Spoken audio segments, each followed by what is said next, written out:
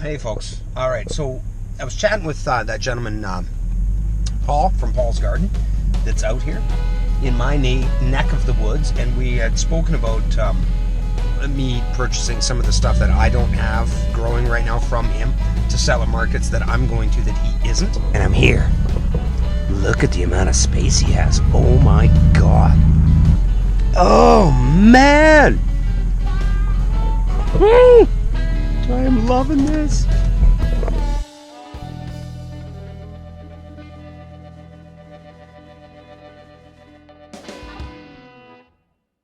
All right, guys, I'm here with Paul from Paul's Garden, fresh from Paul's Garden, and we're in his garden. So we're going to take a little walk around. So And look at the weeds. And hey, I have my fair share too.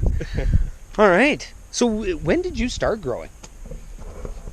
About 5 years ago, I started Really? at the market. Okay, and when did the whole gardening and growing thing get you? Yeah. 45 years ago. Okay, all right. All right. And so 5 years ago, what prompted that decision? I retired. What did you used to do? A lot of different things, but I retired from trucking 5 years ago. Hard to have just one career in one's life, isn't it? Yeah, not me. Right on. Okay. So you retired and then you decided you just don't want to be bored, so... Oh yeah, that's never going to happen. So, but actually what happened is my wife loved the glads. I had a garden, of course, and some surplus. So I gathered up some glads and some squash and so on late in the season and went to the Combe with it. Okay. Combe market, and without any advance notice, and Kit was manager then. Oh, okay. Oh, yeah, sure, you can set up right here. And so I sold a few things, and the glads just went instantly. Okay. Okay, there would be my niche, you know. Okay. And so I started with that. started with everything, and I like growing a variety of things, you know, the unusual and so on. And I thought it would be a hit. And I grew Russian red potatoes. I grew multicolored Swiss chard and kales. Okay. Some of the stuff you're growing, you know. And it wasn't a hit at all. Hey, I found out the same thing. Yeah, there you go. Yeah, and so I've got, I want to make it, it has to pay for itself. This has to pay for itself, and so I get the flowers, you know, and so on, and the farming pays for my flowers, I guess. Okay. And so I just kind of whittled it down to the basics, you know. People here in Alberta, they want their carrots, their beets, and their potatoes, Hey, right? I've noticed that this year. Yeah. I've noticed that. So, Mind giving us a bit of a tour? oh yeah, sure. So, right here, I wanted to grow some tomatoes this year. I grow them inside, just myself. And I just chose, I think it was 7 varieties that were just sweet. You know, just chose them entirely for the flavor, not for production, because they're not for production. Okay. So right here we have a row of tomatoes that was surplus. I planted them outside. They're an indeterminate variety, so they should have been staked, but this was just like they surplus. So they finally took off here about 3 weeks ago with all that cold weather and rain we had. And there actually is a little bit of production in there, but the ones inside are Sure. just Yeah, I noticed. I saw your like the strings that you got them coming up. Yeah. When I drove in. Yeah. Yeah. Sure hope we get a decent September. That'd be nice, eh? Right. Yeah. Wow, that's quite the surplus. Yeah. How many plants? Oh, I don't know. You know, when you're buying the stuff I wanted to buy, some packages are like 5 seeds and some are 10 and some are 50, right? Yeah. And so I just planted all that I got and sold some at the market, some of the plants, and the rest that was left over I just planted it here. I know that there's some... Man, those are beautiful. What are those? A zone 4 plant. Wow, that is a beautiful looking flower. Those are 2-year plants. They survived our brutal February here. Really? So I intend to plant another 1,000 of those this spring, because they are absolutely beautiful. Make a fantastic display. And even though I don't sell any, they're just too good to... Yeah, no, they are absolutely gorgeous. And I'm assuming now that these come in multiple different colors? Yeah, there's about 3 white and a couple shades of pink and red there. Wow.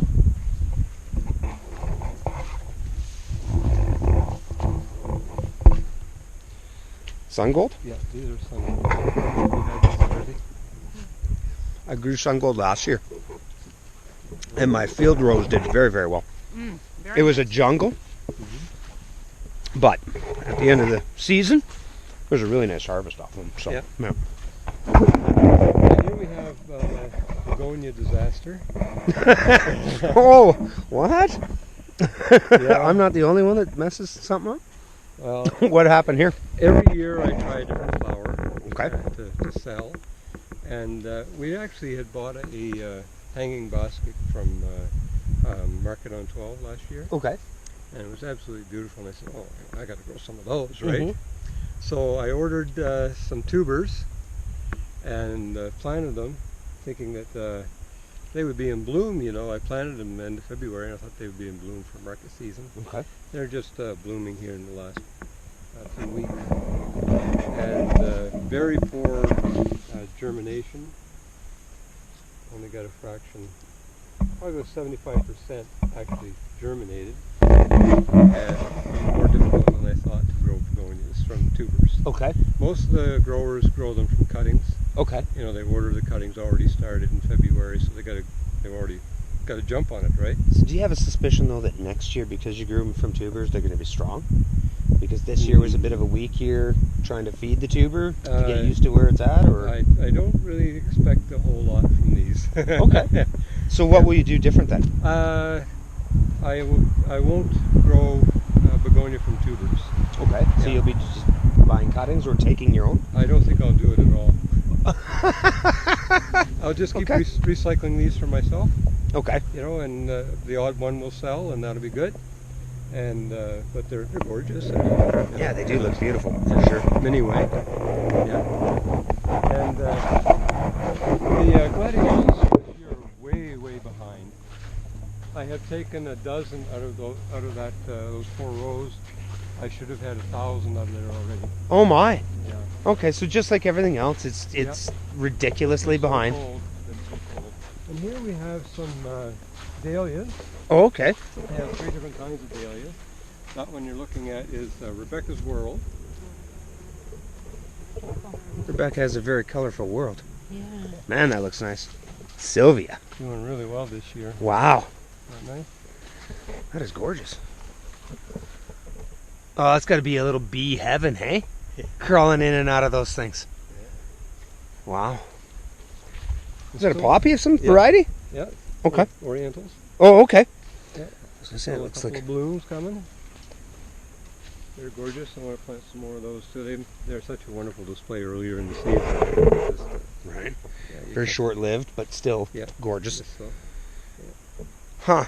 And then, so do you just let these sort of self-seed, or do you take them and... I will take them. broadcast. No, I'll start them, because Oh. if I start them inside in February, they'll bloom the same year. Otherwise, it takes Okay. them 2 years to bloom. Okay. Right? They're a perennial, but they don't bloom twice a year normally. This is my 3rd planting of carrots. Third planting of carrots. Just started Wow. harvesting those. So, how, like, are you using a seeder? Yeah. Okay. And how many rows do you do Well, this is. in this row? Yeah, it does 3, Okay. sort of. Okay. Yeah. Oh my, hey. Baby That's just carrots. begging to be pickled. Oh my stars. That's kind of what mine are looking like. In between that and maybe a schmiggle bigger, but Okay. huh. And okay, so when you say third planting, like that would be these 4 rows is one planting? Yeah, actually, there's 7 more rows in that 3rd planting over on the other side of the greenhouse. So how many rows have you planted this year? I think I had 11 here in the 2nd planting, and in the 1st planting I had 2 100-foot beds. Oh my. Okay. Some stragglers of the small beets, hoping to build up over there. What's that?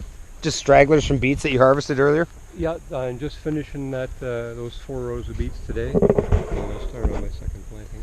When you're today as well. when you're picking those, just out of curiosity, are you caring about the size? Like, you don't mind if it's small or if they're all the same? Yeah, well, people quite often like the bigger ones, but it's been so slow growing this year that they've had to settle for smaller ones, because I go through every market and just get what I can, and Right.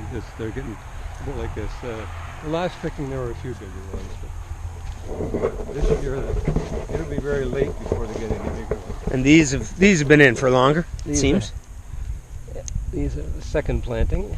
And typically, do you? Oh, nice. Oh, wow, it's a nice stump looking carrot there. Oh, are you kidding me? Yeah.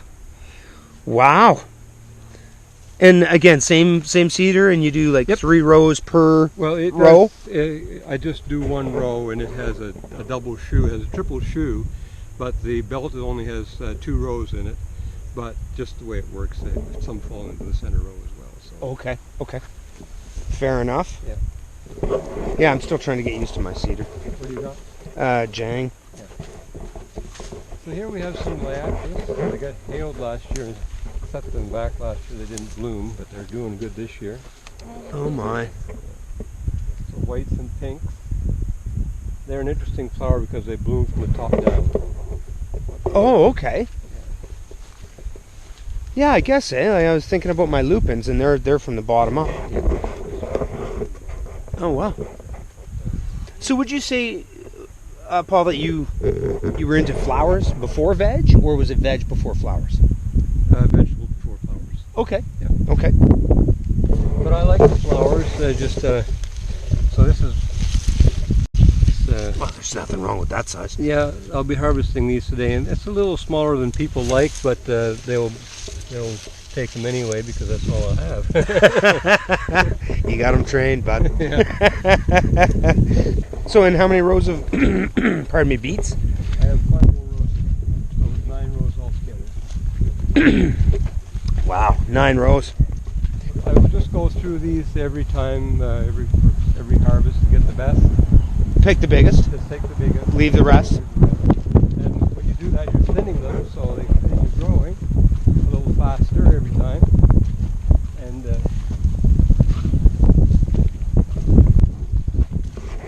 cosmos are self-seeded. Our own cosmos here. Okay, that's, Actually. yeah, cosmos is something that a lot of my British friends seem to grow. Oh yeah. Oh, there you go. Do you multi-plant your flowers? Like multi-species plant? Not really. That's just volunteer. Oh, okay, just here or there, popping up. What did you take out of here? Strawberries. Oh, the whole plant? Hmm? Took the whole plant out? I just cultivated it out because they were overcome by weeds. Oh, okay. And then, so do you, just out of curiosity, like, do you take runners from those? How do you replenish the strawberry stock? Sometimes I do, but generally just buy new. And are you buying root cuttings? Or actual plants? Actual plants. Okay. Yeah. You're out in the open here. You rely on the plants to compete with the weeds?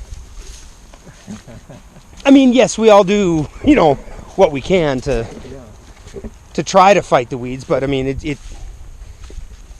you don't, I guess what I'm saying is you don't use plastic mulch, you don't use the heavy duty landscape fabric with the holes put in it. And Right. I haven't at this point, but I intend to use some landscape fabric for my strawberries. Okay.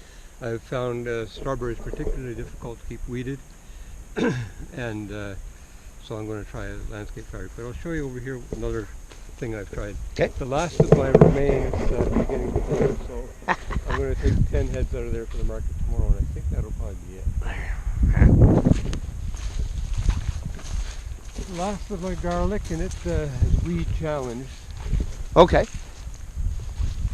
And so when in your experience, when you're harvesting garlic, are you waiting for about half the leaves to brown before you pull it?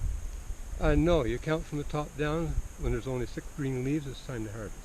When there's only 6 green leaves, it's time to harvest. Now, does that depend at all on like how well your plants do it? Like, what if it doesn't have 6 leaves? Well, you're a crap grower.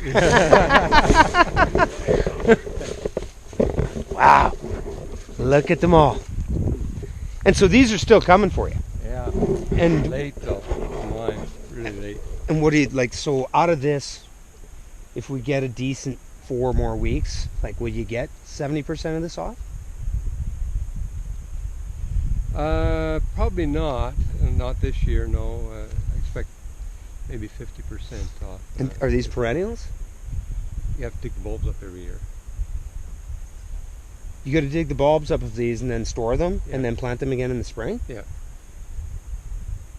And you do that? Yeah. Oh my. It's only 6,000. Oh, that's all. Oh, you got some squash rocking good. Well, there's lots of leaves, but very few fruit. My year's been terrible for squash. I've never had this many squash planted, and I still haven't had one. The patty pan, zucchinis, yellow straight necks, Yeah. a couple patty pan mixes, and I did like 2 winter varieties. It's unbelievable. My zucchini down there is should have had a ton of zucchini out there already, but I think I found one. A lot of blossom end rot this year because of all the rain we've had. Oh, okay. Yeah, so you get that tapers down really fast at the end, and the tip will be rotten. Okay. So over moisture can cause blossom end rot? Yeah. Okay. Because I had a bunch of people say it's just a lack of calcium, and hit it with some kelp or seaweed or cal. Yeah, I don't think so, because growing. I mean, they're not in the same place they were last year, but it's, I haven't had a problem before. Okay. Yeah. Okay. I don't think it's. So this was obviously where your spuds were. Yeah. Closed off last night. Holy cow. You know what you left just laying out here, I'd be happy with for a harvest. Oh, you got some grasshoppers out here.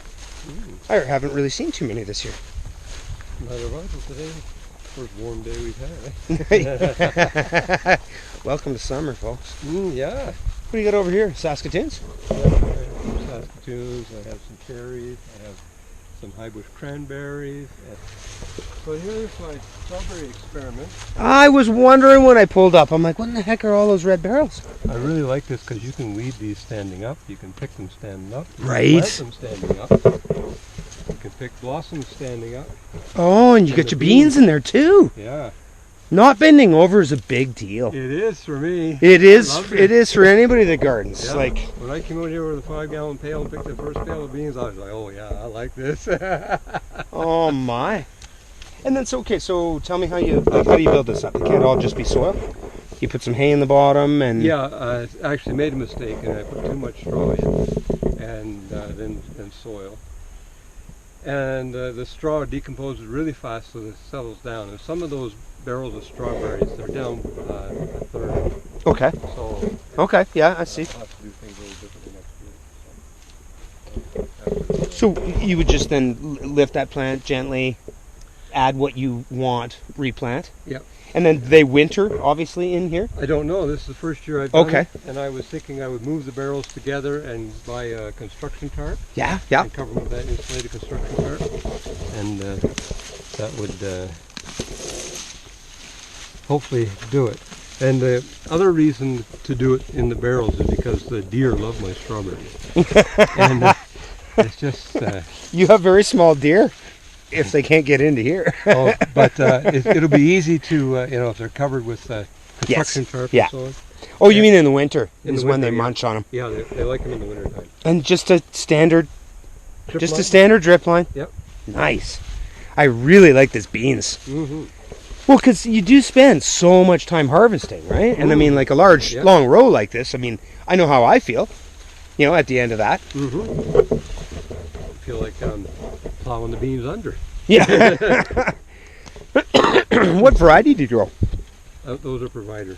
Provider. Okay. And is there a particular variety that you prefer with the strawberries? Yes, these are seascapes. Okay. They're a day neutral variety. day neutral, so that's an everbearing? Yeah. Okay.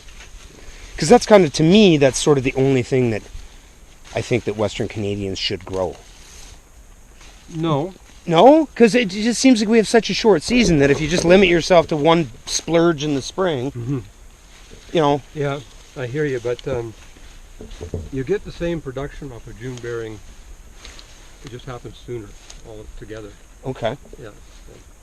I like Cavendish as well, and I have some Cavendish over there in the weeds that I will be replanting and hopefully get to harvest more of them. Very cool. What are the tall shrubs over here? Goji berries. Oh, okay. I had a goji berry bush for a couple of years. It was out back in a crop. Hey!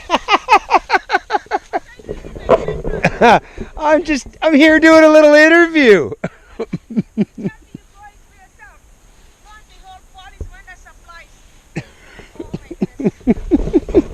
More of my market friends. Very cool.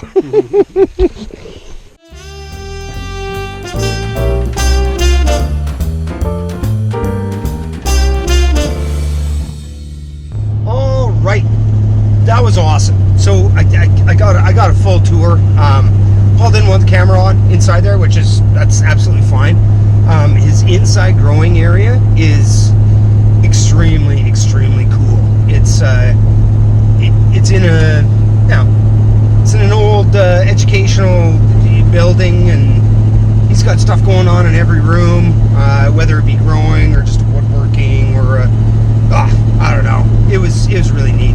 He does a lot in those the 55-gallon drums, the red barrels, and it's essentially, if you have access to those barrels for free or for cheap, it's the same thing as making a raised bed, except for it'll never really rot out. So what an unbelievable opportunity. That was fantastic. I'm so thankful to Paul for having us out there, and just letting us take a look around and explaining how he does things and how many in each row and when he's planting things and how much he's selling them for. Showed me his cold food storage, which is exactly what I would like to build for myself. So again, that was awesome. I picked up 100 pounds of potatoes off of him because I don't have any for market, and I do markets that he does not. And I also picked up, I think it was 40 pounds of big carrots. Mine are all going to be the pickling type variety, so I thought it'd be nice to have a little difference there for customers. So very interesting to me that again, farmers are very willing to work with each other.